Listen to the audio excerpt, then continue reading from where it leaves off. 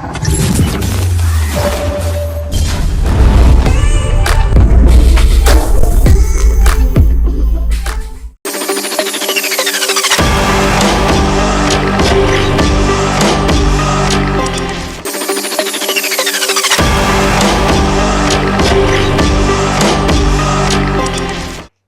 and welcome to Viewpoint.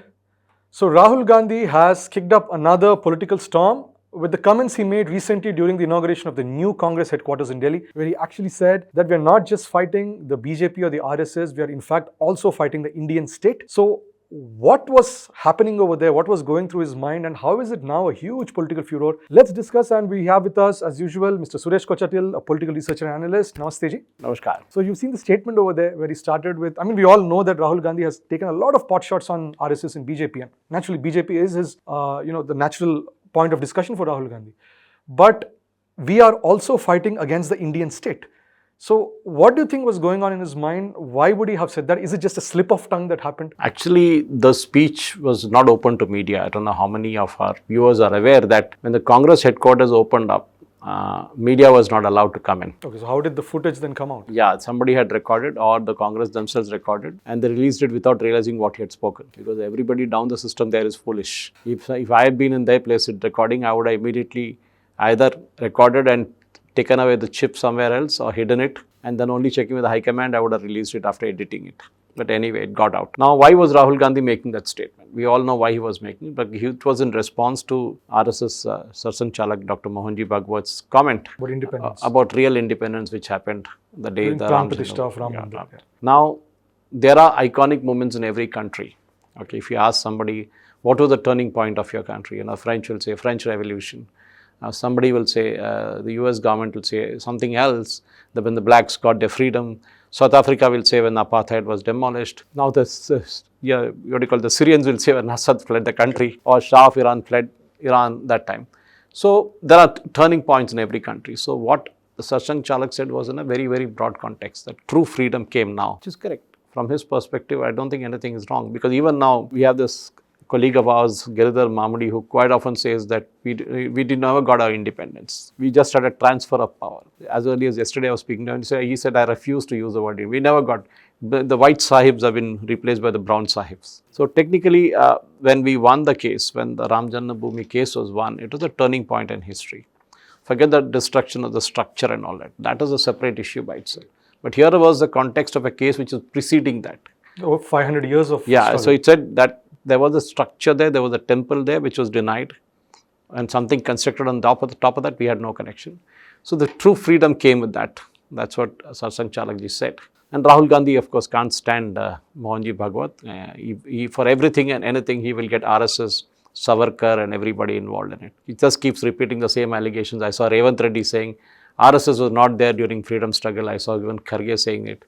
Well, they need to go back and read history books. RSS was not active those days. RSS was a very small organization. Very small, nascent organization. Yeah. The true fight was done by Akhand Bharat and others. Even Savarkar was there in the forefront of it. There are many different opinions. Again, people claim that after Quit India movement, Congress did nothing. Congress did nothing, which is true. They just went for roundtable meetings in London and decided to create Pakistan without asking the citizens of India whether they wanted a Pakistan. Okay. Anyway, so the thing about Rahul Gandhi is that when he blurted out this statement, and he's been saying this before also, it's that first time he used the word Indian state. I think he's not knowledgeable. We know all of that. He just reads out from pieces of paper given to him. If you ask him what is an Indian state, he will say Gujarat, Maharashtra. State in a definition of that way is a country. So even if you look at the Sedition Act or the treason, it's saying waging war against the state. Okay, that means you're waging war against India.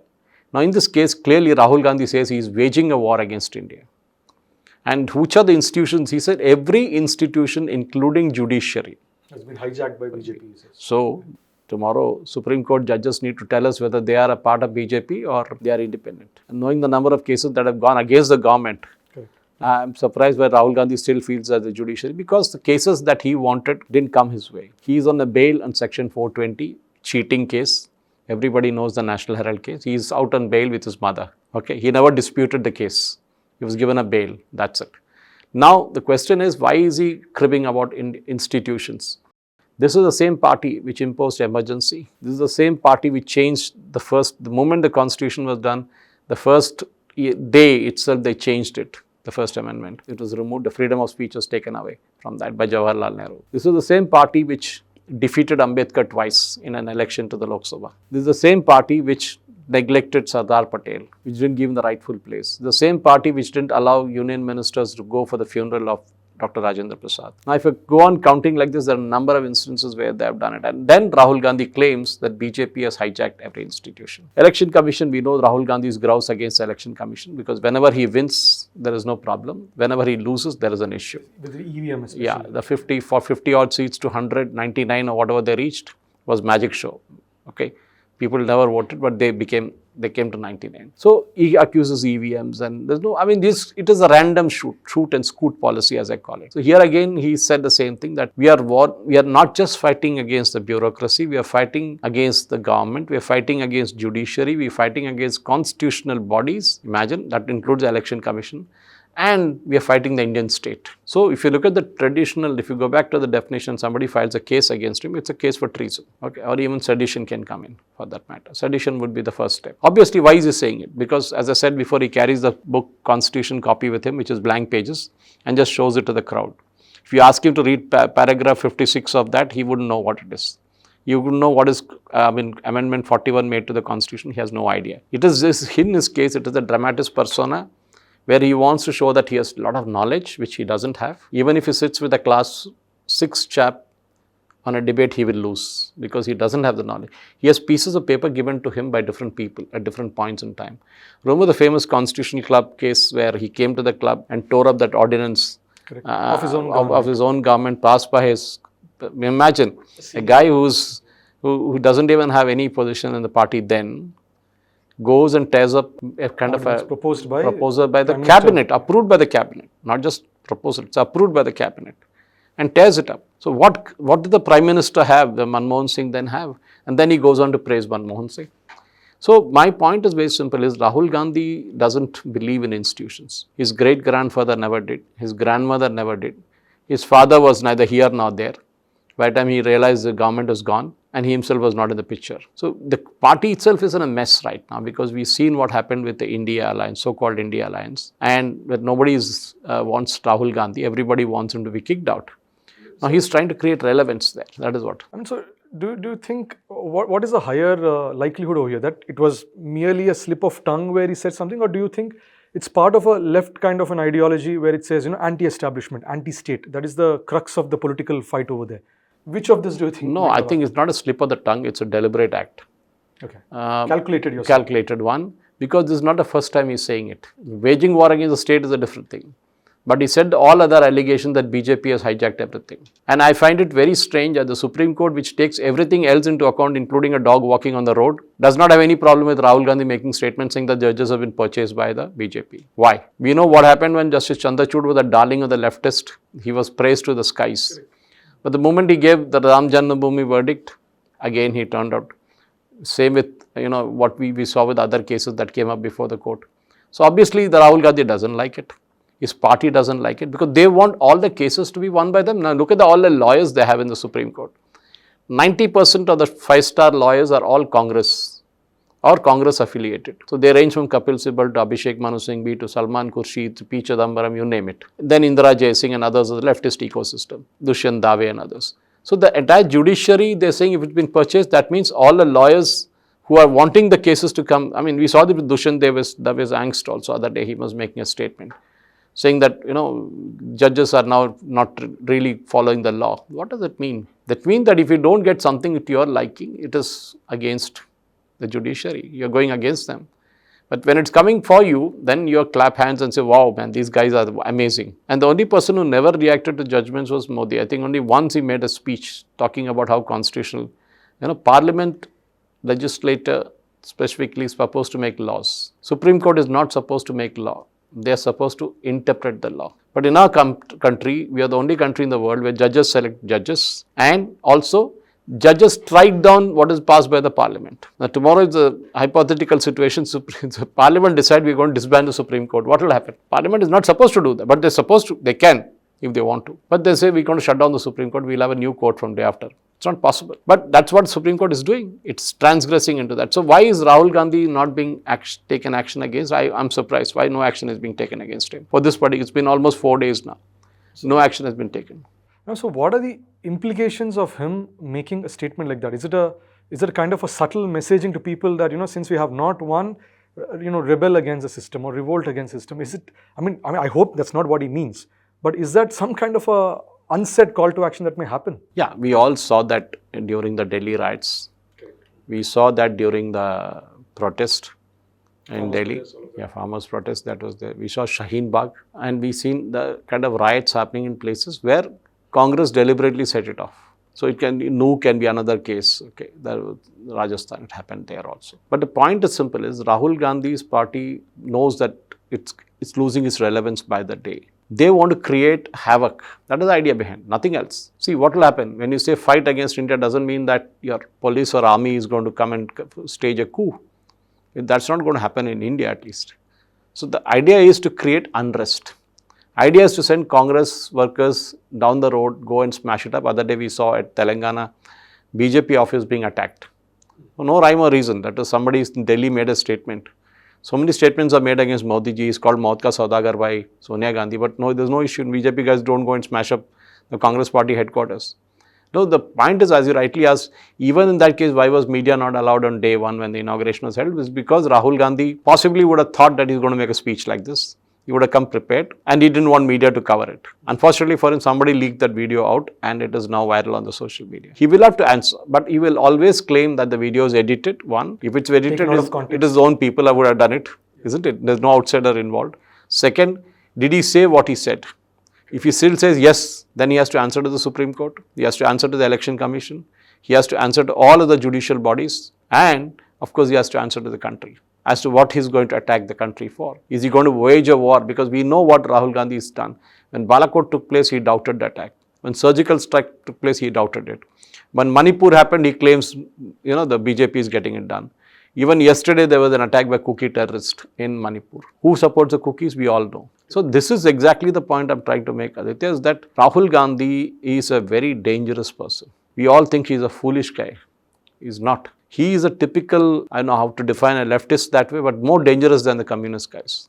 He's almost on the Nexal thought process. So speaking on the lines of also what the president of BJP, Mr. JP Nadda has said, that Rahul Gandhi is known to be associated with deep state elements which are going to disintegrate India, break down India. So it kind of, what you're saying does reaffirm what JP Nadda ji also has been saying, right? Yes, the guy who made 400 phone calls to Delhi schools saying there are bombs there was caught yesterday. Oh, okay. He turned out to be a member of an NGO which is associated with the Aam Aadmi Party, whose many founders of that NGO were also a part of Afzal Guru's petition. We know Atishi Marlena. We all know her second name. Do you know how her second name came? Because her father was a hardcore Nexal and Marxist. So it was Marx and Lenin which became Marlena. That is how she got a second. There is no community by that name or no family by that name. So the thought process is that we have to fight against the Indian state. We know what happened in Nexalism when Congress was ruling. They were ruling the roost even in Telangana. But thankfully, because Telangana police were very good with their intelligence, they drove them out. Andhra did the same thing. Now the battle is on in Chhattisgarh. As we speak, I think 14 or 15 were killed yesterday, Naxals. So the entire Naxal process is that you're fighting the Indian state. That is how they speak. If you see the speeches which they make to motivate their cadres, they always say class enemies, bourgeois. And then they come up with saying, you need to fight this state. This is the Indian enemy we have. And Rahul Gandhi is using the same word. He's saying, this is the enemy we have. Correct. So as a concluding question, so do you think it's subtly also mentioned that, if ever there was a change in the government, if there's, Rahul Gandhi's government that comes in, that doesn't his statement actually say that there would be some kind of a realignment of all the institutions across the state to suit another ideology? So isn't that also in a way an indirect threat being given? Yeah, it is. But luckily for us, Rahul Gandhi is never going to come because we all know that his capability, his party's capability. Okay. Because to win India, you have to win UP first, which is not possible by him. To win India, you need to win Maharashtra, which is second biggest state. Then you need to win Madhya Pradesh. It's not going to happen. But is he hands in glove with the leftist, especially the Marxists? Yes, there's no doubt on that. Because we know how that culture worked. Why were Rajiv Gandhi's killers pardoned by Sonia and Priyanka? Why? Because initially they accused, the Tamil Elam and others and LTT, Prabhakaran and all being involved in the murder. But later on, why did Sonia Gandhi and Priyanka Vadra have so much of sympathy for their father's killers, her father's killers, and in case of Sonia Gandhi, her husband's killers? Obviously, there's something not connecting up. There is something that happened which made them pardon these people. Otherwise, no family will pardon a killer and go and meet them in jail and cry for them. Obviously, something is not connecting up. Especially a man of Rajiv Gandhi's stature. Yes. Who was loved I don't by want to all say who went back from Vizag airport without going to Chennai and to Sri Perambur. That all stories are there in the inquiry commission that was set up later. But it's obviously Rajiv Gandhi was a sitting duck. He was being targeted because of something else. So LTT was just being used as a weapon. Anyway, that's a bigger story by itself. If we speak about that, we'll need another half an hour to conclude that. But to cut a long story short, Rajiv Gandhi was a part of the ecosystem which never accepted him. Rahul Gandhi is a part of the ecosystem which has accepted him. That's a difference. And he works with them because he knows that he cannot get the votes from a certain part of the Indian diaspora kind of population, which is basically a middle class. And for the Hindutva crowd. So the more Hindus converge in Prayagraj or have the Shahi Snan and other things and Kumbh Mela and all that till Makar Sankranti started, and now it will end up in Mahashivratri. Rahul Gandhi is scared even this 40 crore people who will come will go back and become BJP voters, which is why yesterday you saw a statement from Akhilesh saying that 1.4 crore people didn't come, all that number is a humbug. Why is he worried about whether it's 1.4 or 1.2 or 1 crore or even 80 lakhs? Why is he worried about it? Why is he cribbing over the numbers? That is the point. So you have become a Janodi Brahmin whenever you need it. You go to the temples whenever you need it. Otherwise, you wear that thing on your sleeve, which is a minority votes. We saw that in Wayanad. We saw that in other places. So it's not surprising that Rahul Gandhi makes allegations against RSS and then goes on to say that he is fighting against the Indian state and he needs to be charged with sedition for that. There's no doubt on this. So thank you. It's quite a lot of deep and strong points that you raised. Thank you so much. Thank you. You heard today's discussion again. So what do you think about this? Please comment below. We'll connect again. Namaste and Jai Hind.